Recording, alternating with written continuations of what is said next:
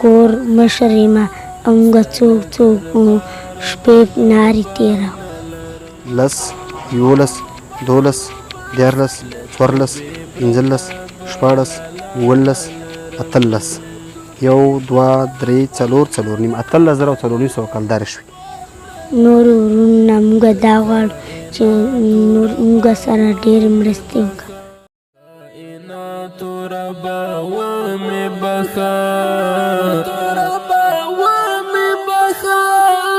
ستل دربار بل دربار نلرم پکړو بدو بتو باو باسم لتو بی پرتا بلالار نلرم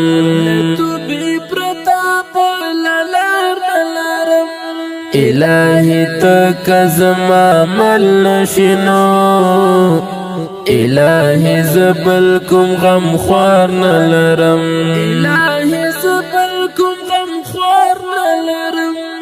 د کائنات ربا ومی بخا ستل دربار بل دربار نلرم.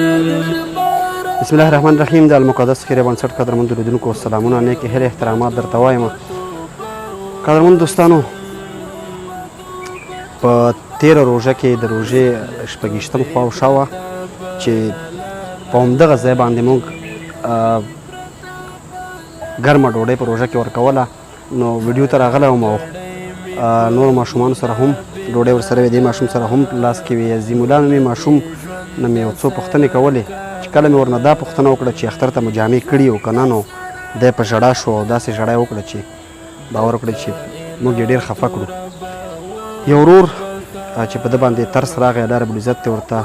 ووړه جنتونه ورکړي، الله دې د هغه ټوله شتمني چې په تېره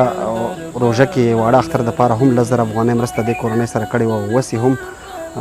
10,000 افغانۍ مرسته وکړه. الله دې د ده هغه ټول هر څه په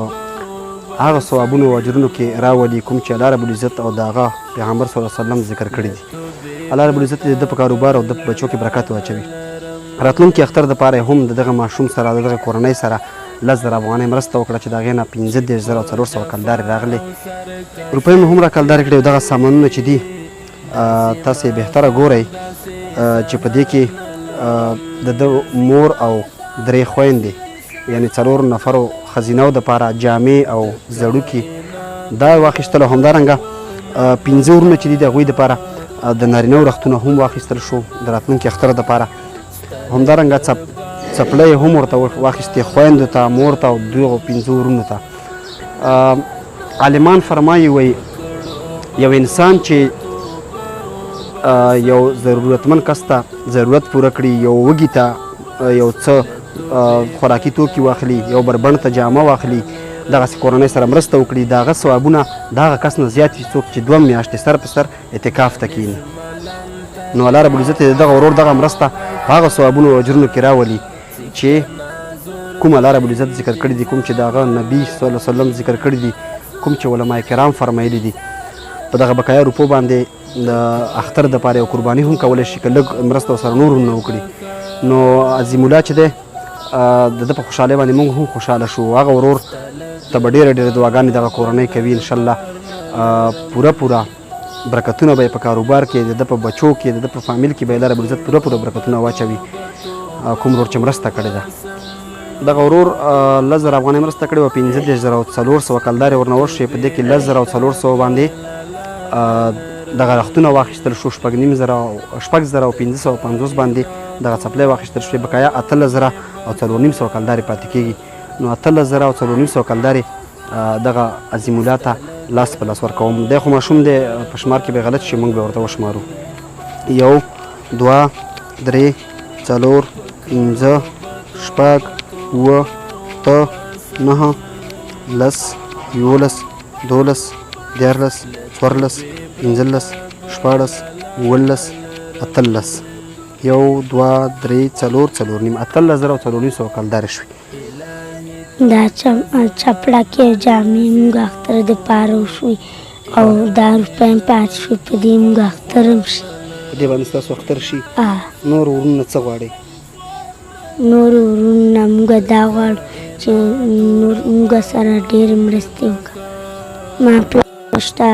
زه کور مشر یم او موږ څوک شپې نارې تېروو قدرمن دوستانو دغسې بېوزله کورنۍ زموږ په هېواد کې ډېرې زیاتې دي خو شتمنو ورونو ته د الله رب العزت د بېلې بېلې روپۍ اجرونه ورکړي چې دغسې کورنیو فکر او غم ورسره وي شتمنو په شتمنۍ کې د هغوی په مال دولت کې د دغسې خلکو حق دی باید دغه حق ورته په دغسې وختونو کې ورسپاري چې اوس وخت کې یو ډېر سخت حالت دی په وطن کې نو هغه ورور ته د الله رب العزت ډېرې بدلې ورکړي چا چې په تېر اختر کې هم په دغه کورنۍ باندې خوشحالي راوسته او دې اختر دپاره هم د دوی د جامو د دوی د څپلیو د دوی د هر څه بندوبست وکړه که لږه مرسته ورسره نوره شوه نو انشاءالله د دوی یو داسې څه قرباني ورباندې شي که اختر ورباندې نه هم کېږي نو دومره به وشي چې دغه ماشومان به دا احساس ونه کړي چې موږ یتیمانان یو زموږ په کور څوک نشته نو دغسې مرستې زموږ سره تل دپاره وکړئ موږ به یې دغسې کورنیو ته لاس په لاس رسوو ډېره زیاته